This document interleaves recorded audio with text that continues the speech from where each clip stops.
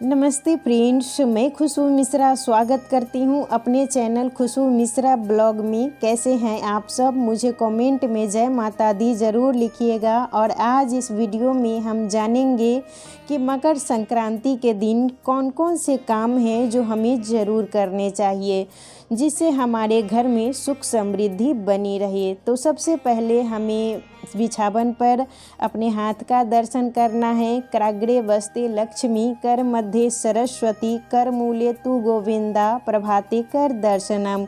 अगर ये मंत्र आपको नहीं आता है तो आप राम राम का नाम भी ज़रूर ले लीजिएगा। और उसके बाद हम अपने मंदिर का गेट खोल देंगे और भगवान से आशीर्वाद ले लेंगे कि हमारा दिन अच्छे से बीते। और हमें यह काम ज़रूर करना चाहिए, सो के जब भी उठे भगवान का सबसे पहले दर्शन करें और उसके बाद अपने रसोई रूम का सफाई कर लेना चाहिए। रात में तो किचन साफ़ करके ही सोएं, मैं हमेशा बोलती हूँ, लेकिन सुबह में थोड़ा सा भी कपड़ा भिंगा के और चूल्हा वगैरह स्लैब जितना हो सके उसको साफ़ कर लेना चाहिए। उसके बाद सबसे पहले हमें किचन से ही झाड़ू की शुरुआत करनी चाहिए, उसके बाद ही हम अलग झाड़ू लगाएंगे। और ब्रह्म मुहूर्त में उठना मकर संक्रांति के दिन ये बहुत ज़रूरी है, क्योंकि इस दिन स्नान और दान यही दो चीज़ का महत्व है।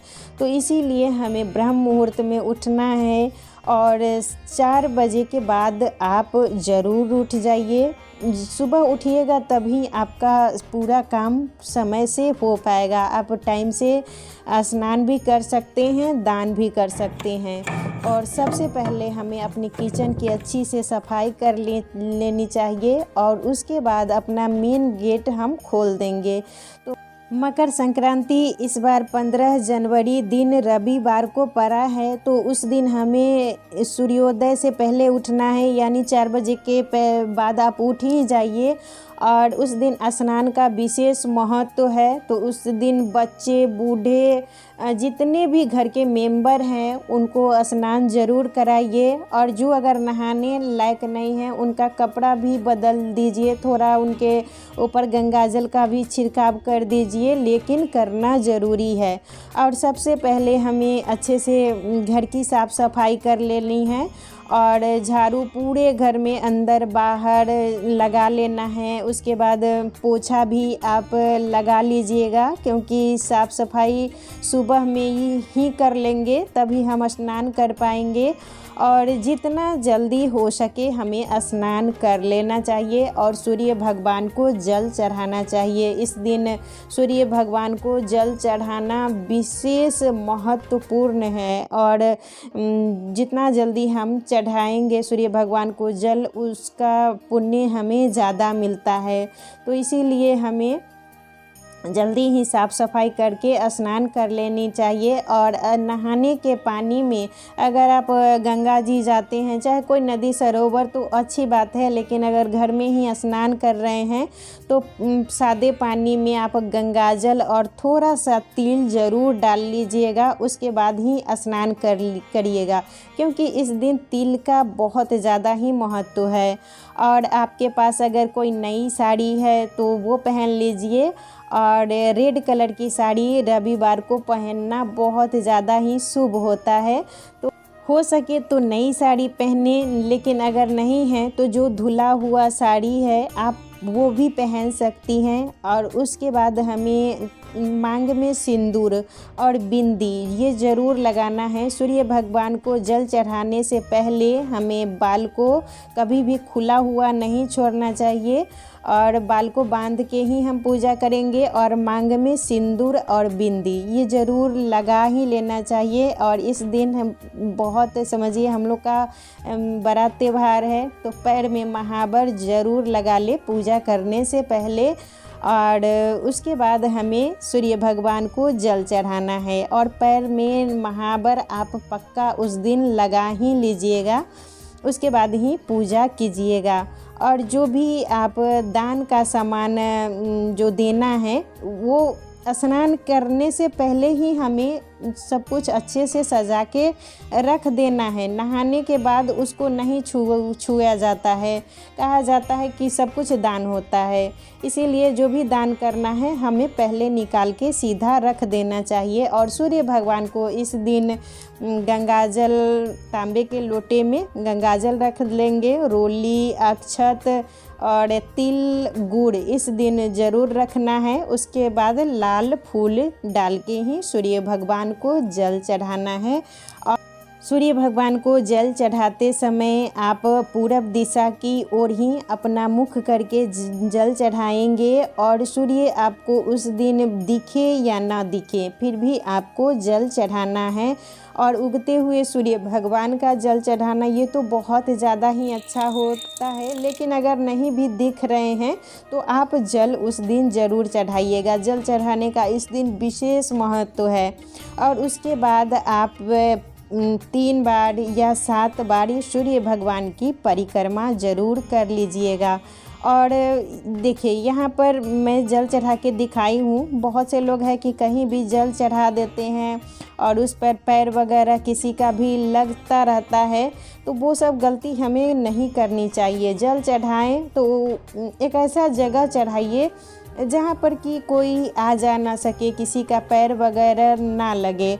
और बहुत से लोग हैं कि कहीं भी जल चढ़ा देते हैं, कोई उसको लांघता है, वो सब अच्छी बात नहीं होती है। और इस दिन तुलसी माता को जल नहीं चढ़ाना है, बस दीप जला देना है, क्योंकि रविवार को तुलसी माता को जल नहीं दिया जाता है।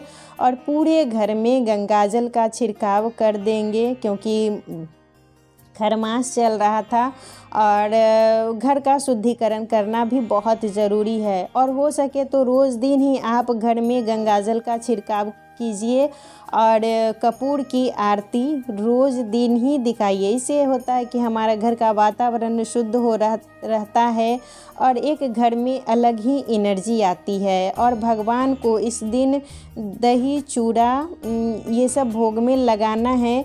और तिल, लाई जो भी आप बनाए हैं भगवान को उस दिन भोग ज़रूर लगाइए। और उसके बाद हमें जो सीधा निकाल के रखे हैं, सीधा में चावल हो गया, जो खिचड़ी का दान होता है, तो वो वीडियो मैं पहले अपलोड कर चुकी हूँ, आप लोग देख लीजिएगा। चावल हो गया, दाल हो गया, हल्दी, नमक, ये सब जो भी आप सक्षम हैं वो दान इस दिन ज़रूर करें, क्योंकि दान का विशेष महत्व है।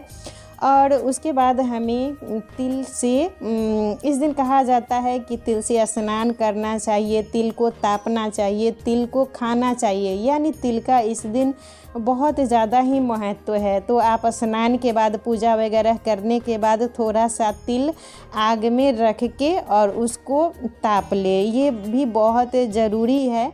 और उस दिन तिल का कुछ भी जो भी बनाए हो वो अपने मुंह में ज़रूर डालें। और जब घर के जितने भी मेंबर हैं उनको ज़रूर खाने के लिए दें, क्योंकि तिल का बहुत ज़्यादा ही इस दिन विशेष महत्व है। तो उसके बाद ही आपको कुछ भी, नहाने के बाद ही चाय वगैरह पीनी चाहिए। और यहाँ पर ये भोग है, दही, चूड़ा, गुड़, तिल का लड्डू, तो वही मैं अब जा रही हूँ सबको प्रसाद ये देने के लिए। तो आप भी उस दिन भगवान को भोग में ये चीज़ ज़रूर चढ़ाएं। उसके बाद ही अपने खाने की तैयारी करें। और जितना हम सुबह उठेंगे हमारा काम टाइम से हो पाएगा, और जो भी दान पुण्य करना है वो सब हम अच्छे से कर पाएंगे। और मकर संक्रांति के दिन अगर आपके यहाँ ब्राह्मण आते हैं तो उनको भोजन कराइए, और नहीं अगर आते हैं तो आप किसी को सीधा गरीब को भी दे सकते हैं, अगर नहीं आते हैं तब। और अगर ब्राह्मण आपके यहाँ आते हैं तो ब्राह्मण को भोजन कराइए, उन्हें जो भी दान दक्षिणा देना है वो ज़रूर दें, क्योंकि दान का विशेष महत्व होता है। और जो भी हो, लेकिन नए कपड़े ही दे, ये ना कि पुराना वगैरह हुआ वो सब हमें नहीं देना है। छोटा सा ही दे, आप जितना सक्षम हैं, लेकिन उस दिन दान ज़रूर करें। और घर के जितने भी मेंबर हैं वो थोड़ा थोड़ा दान करें। तो आज का वीडियो यहीं तक था। फिर मिलूंगी नए वीडियो में। वीडियो अच्छा लगे तो इसे लाइक कीजिएगा, मेरे चैनल को सब्सक्राइब कीजिएगा। फिर मिलूंगी एक नए वीडियो में। तब तक के लिए नमस्कार, बाय बाय।